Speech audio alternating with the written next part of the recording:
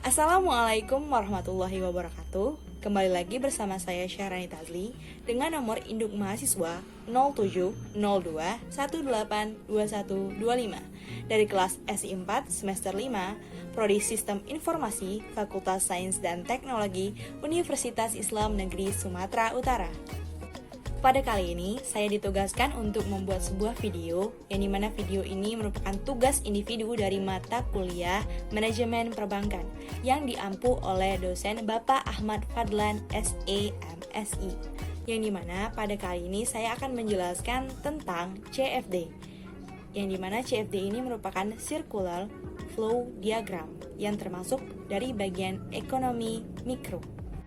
CFD atau Circular Flow Diagram, yang dimana ini merupakan arus kegiatan ekonomi yang meliputi tentang arus barang, yang dimana arus barang ini akan berhubungan dengan 4 pelaku, yang dimana 4 pelaku ini adalah yang pertama itu produsen atau perusahaan, yang kedua ada namanya pasar, yang ketiga rumah tangga, dan yang keempat faktor-faktor produksi. Dari keempat pelaku tersebut akan berperan di siklus CFD.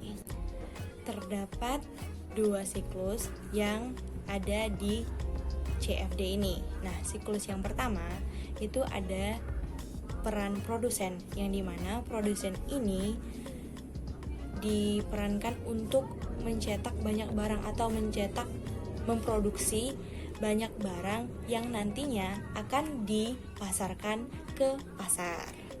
Dan selanjutnya dari pasar akan menerima barang-barang yang telah disiapkan oleh produsen atau perusahaan, dan kemudian perannya si pasar ini akan menjual produk-produk tersebut ke rumah tangga atau ke masyarakat. Dan selanjutnya dari RT akan berhubungan ke faktor produksi. Kenapa? Karena di sini RT itu sebagai pelaku, dan faktor produksi itu seperti sumber daya alam, sumber daya manusia, sumber daya modal, yang dimana pelaku atau RT ini mempunyai hak milik terhadap faktor produksi seperti lahan, yang dimana lahan ini nantinya akan digunakan untuk produsen lagi. Nah, jadi dari RT ke faktor produksi, dan faktor produksi selanjutnya ke produsen.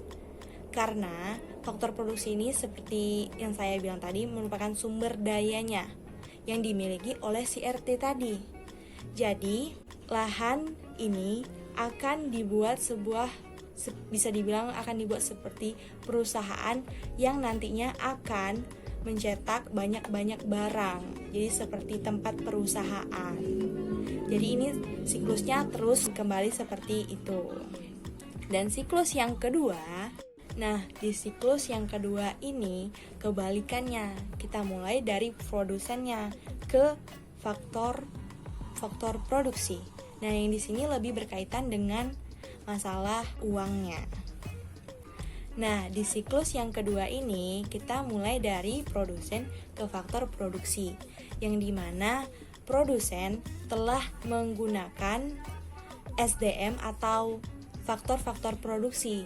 Jadi, produsen ini, sebuah perusahaan ini harus memberikan keuntungan untuk ke faktor produksi karena sudah menggunakan lahan yang seperti kita contohkan tadi ataupun sumber daya lainnya yang telah digunakan untuk produsen tersebut. Nah, begitu. Dan selanjutnya di tahapan yang kedua dari faktor produksi ke RT. Seperti berkaitannya dengan tadi. Dari faktor-faktor produksi ini kan sumber daya alam, sumber daya manusia, sumber daya modal, yang dimana mendapatkan keuntungannya tadi itu akan dimiliki oleh si RT atau si pelaku dari yang mempunyai SDM tersebut. Nah, begitu.